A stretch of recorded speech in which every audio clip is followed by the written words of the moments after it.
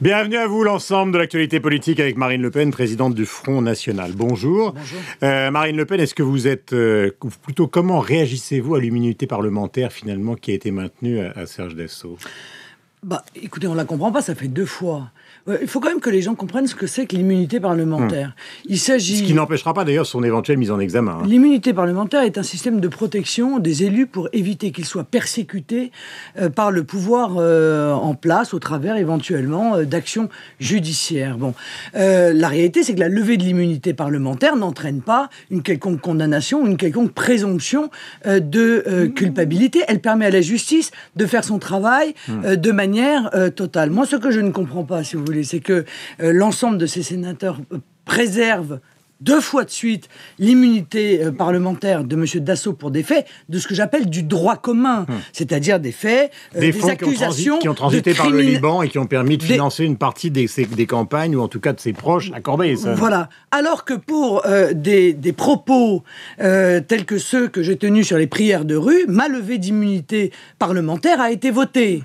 Donc on voit bien que cette immunité parlementaire, elle a été détournée de son sens, elle est là aujourd'hui pour protéger les amis et pour tenter de condamner ses adversaires politiques. Est-ce que vous considérez que c'est un scandale ? Oui, c'est évidemment un scandale, mais c'est surtout très révélateur. Moi, vous savez, à chaque fois que les élus français montrent leur vrai visage, je me réjouis. Enfin, il y en a un voilà. dont... Enfin, il a quand même fallu une majorité. C'est pas un seul sénateur. Oui, mais comme c'est un membre de la majorité, de l'ancienne majorité. Voilà. Alors donc, les gens de droite votent pour protéger Monsieur Dassault. Les gens de gauche votent pour lever son immunité. On voit bien qu'il a soutenu. Et tout ça est normal. Il y a un mystère sur une personne. Eh bien, vous dites exactement la même chose que moi. Là, l'immunité parlementaire est donc là aujourd'hui pour protéger les amis des uns ou des autres. Ça n'est pas l'objectif essentiel normalement et à l'origine de l'immunité parlementaire. Question concernant votre programme. Est-ce que vous êtes pour la suppression du Sénat ? Parce qu'il y a beaucoup de gens qui ont réfléchi ces derniers temps justement à la suppression du Sénat, considérant que c'était inutile. Est-ce que le Front National est pour la suppression du Sénat ? Oui. Je pense que dans des temps extrêmement difficiles, où il y a une inflation d'élus, je ne vois plus bien objectivement à quoi aujourd'hui sert le Sénat. Je rappelle d'ailleurs qu'il y a des pays qui ont opéré la suppression de leur 2e chambre. Je pense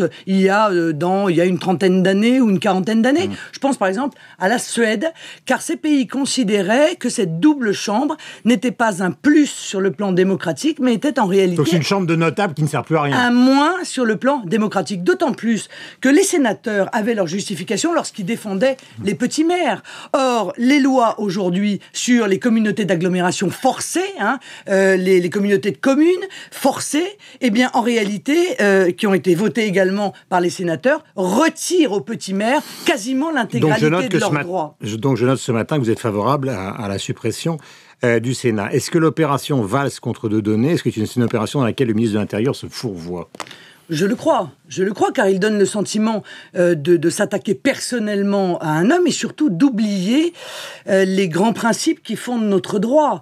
Que l'on puisse être choqué, heurté par des propos de Dieudonné, je le partage totalement. Mais que l'on torde le droit, que l'on torde même les grands principes des libertés publiques. Là, vous parlez de la circulaire. Pour pouvoir mener une guérilla contre un homme, ça m'apparaît... Oui, mais au nom des valeurs de la République. Il est ministre de l'Intérieur.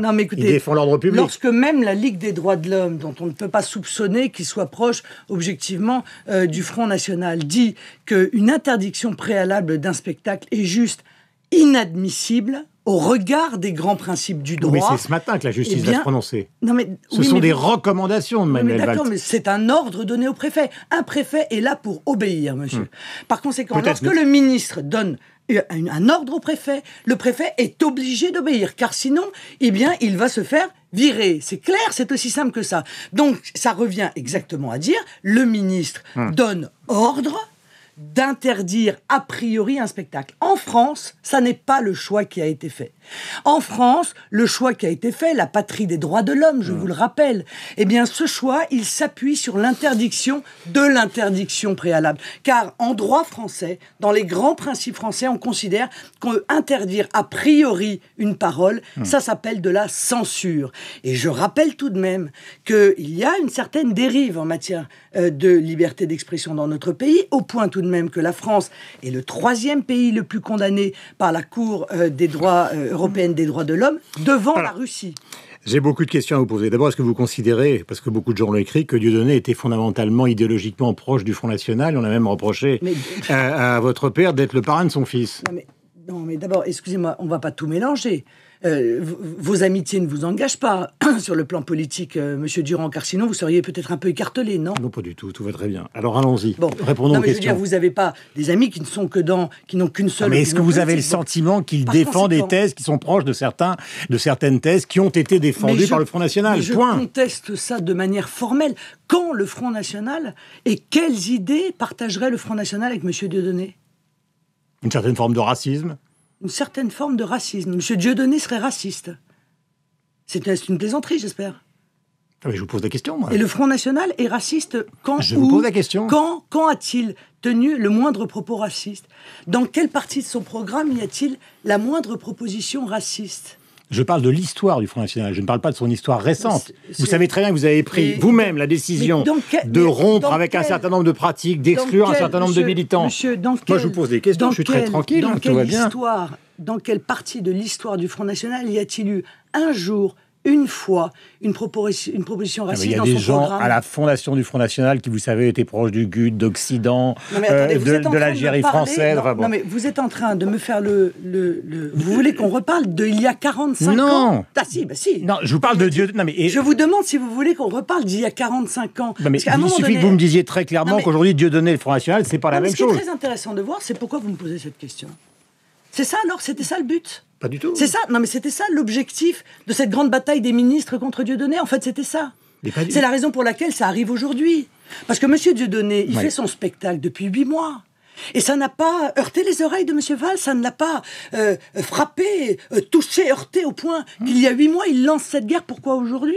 Eh bien, vous venez de me donner peut-être une partie de l'explication, mais sur ce point-là, je suis d'accord avec vous, parce qu'on a parlé de la justification justement de l'opération par Manuel Valls. Mais on peut se poser de temps en temps, tranquillement le matin, des questions à caractère idéologique et pas simplement de stratégie politique. Non, mais écoutez, monsieur, je ne vois pas, je n'ai aucun rapport avec M. Dieudonné. D'accord. M. Dieudonné est responsable de ses propos, il n'a jamais été candidat du Front National, il a été candidat, je crois, du PS. Il me semble, hein, contre le Front National à Dreux. D'accord. Bon, mais il a changé, il a beaucoup changé. Ah, il a beaucoup changé. Ça, c'est vous qui le dites. Qu'il a beaucoup changé. Mais alors pourquoi votre père est-il le parrain de son fils? Mais ça ne vous regarde pas. Mais il y a des gens qui peuvent avoir des liens d'amitié sans obligatoirement partager les idées ou être comptable des propos qui peuvent être tenus. Je vous le dis, vous qui connaissez beaucoup de responsables politiques, vous n'êtes pas comptable des propos tenus par vos amis. Il y a de l'amitié pour Dieu, ça n'est pas un mystère pour personne. Mais je veux dire, politiquement, nous n'avons strictement rien à voir avec M. Dieudonné. Est-ce que vous considérez encore aujourd'hui, ce matin, que le Front National va être, à propos justement des municipales et des européennes, le premier parti de France, ou est-ce que vous êtes plus mesuré? Non, je ne suis pas plus mesuré. C'est mon espérance, c'est mon objectif. Mais pour cela, M. Durand, il faudrait qu'on parle des vrais problèmes des Français. Parce que moi, ce que je ne supporte plus aujourd'hui, c'est l'hystérisation de la vie politique, c'est la diversion permanente. La presse est censée être un contre-pouvoir, mais elle fait la promotion de manière inouïe des diverses diversions du gouvernement. Est-ce qu'on a parlé à sa juste mesure des déclarations de M. Soublet, qui dit que 65% des cambrioleurs dans les Bouches-du-Rhône arrêtés en 2013 ont été remis dans la nature? On en a parlé. 2 phrases, 3 phrases.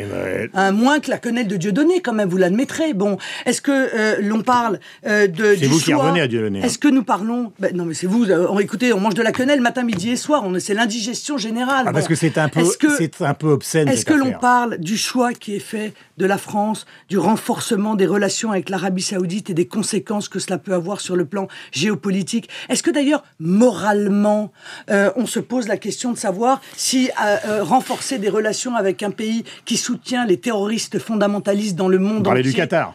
mais du Qatar et de l'Arabie Saoudite, au moment où les grandes nations semblent se désengager de leurs relations avec l'Arabie Saoudite et le Qatar, la France fait Mais par exemple, vous seriez au pouvoir, vous empêcheriez les investissements qui sont faits par le Qatar en France? Mais avant, j'arrêterais d'aller faire la promotion systématique de l'Arabie Saoudite et du Qatar, bien entendu. Je serais très inquiet de voir que le Qatar prend des positions dans des entreprises stratégiques françaises, alors que vous les interdiriez? Alors que je sais que l'Arabie Saoudite et le Qatar financent les fondamentalistes islamistes, notamment contre lesquels nous sommes censés nous battre au Mali. Est-ce que vous les interdiriez? Je réfléchirais, en tout cas, y compris peut-être à mettre ces pays sur la liste des pays terroristes. Oui. Donc le Qatar, l'Arabie Saoudite. Oui, quand on finance, monsieur, ça veut dire qu'on est complice. Voilà. Quand on finance, qu'on aide ou qu'on assiste des terroristes, eh bien, cela veut dire que l'on est complice. J'ai lu dans la presse, comme vous d'ailleurs ces derniers temps, des papiers sur le Front National, à la fois enregistrant les progressions et d'ailleurs soulignant vos qualités propres, c'est pas de la flagornerie, mais en même temps disant, vous les avez lus comme moi, Le Parisien, Le Monde, le Front National, ils ont un problème de candidat, ils ont quand même un petit problème avec Marine Le Pen, c'est qu'elle fait tout. Non, et heureusement d'ailleurs, sinon j'aurais pas cette... Vous les avez lus. Pire. Vous les avez lus, ces papiers. Oui, mais... Que les handicaps du Front National au municipal, c'est que les candidats sont pas de bon niveau et que finalement le Front National, c'est vous comme c'était votre père. Ça n'est pas vrai, Nos candidats représentent l'ensemble de la France. Ils sont commerçants, ils sont chômeurs, ils sont chefs d'entreprise, ils sont fonctionnaires. Alors ils ne sont peut-être pas rompus à la complexité des juridiques des campagnes. C'est la raison pour laquelle nous les formons. Mais ça, mon Dieu, je trouve que complexifier à loisir les élections, c'est presque antidémocratique, car les élections, tous les Français doivent pouvoir être élus. Or, aujourd'hui, le système politique, pour se préserver lui-même, a tellement complexifié la situation que c'est vrai qu'il est assez difficile de pouvoir être candidat sans avoir derrière le soutien d'un mouvement. Mais ce sont des gens qui ont des grandes compétences et qui sont au moins aussi bien placés que les politiciens professionnels pour savoir ce qui est bon pour leur ville. Qu'est-ce qu'attendent les habitants de leur ville en matière de sécurité, en matière de baisse des impôts, en matière de développement économique, en matière d'urbanisme. J'ai un dernier point à soulever avec vous qui est important. François Hollande est à Toulouse pour parler du choc de simplification. On attend évidemment votre réaction après les vœux qui ont été donnés. Pardonnez-moi parce que nous sommes au terme, il faut faire court. Est-ce que vous croyez à cette mue de François Hollande en social-démocrate ou en social-libéral? Je crois qu'il l'a toujours été. Aujourd'hui, il l'assume, c'est tout. Et d'ailleurs, le Parti socialiste l'a toujours été. Il l'est depuis 30 ans. Il l'est depuis que dans les années 80, ils ont commencé à se soumettre à l'ensemble des dogmes ultralibéraux. Ils ont fusionné les banques de dépôt et les banques d'affaires. Ils ont privatisé massivement les grandes entreprises françaises. Depuis, ils n'ont jamais cessé... Donc l'UPS, Mélenchon et les autres se sont fait avoir. Écoutez, si Mélenchon est sincère, il aurait dû se rendre compte depuis bien longtemps qu'il était dans un mouvement ultralibéral, mais il y a passé, semble-t-il, 30 ans sans que ça le dérange trop. Merci beaucoup Marine Le Pen d'avoir été notre invitée ce matin donc sur l'antenne de Radio Classique et de LCI. On retrouve Magali, Christophe et Sophie chez nous. Bonne journée à vous. Merci.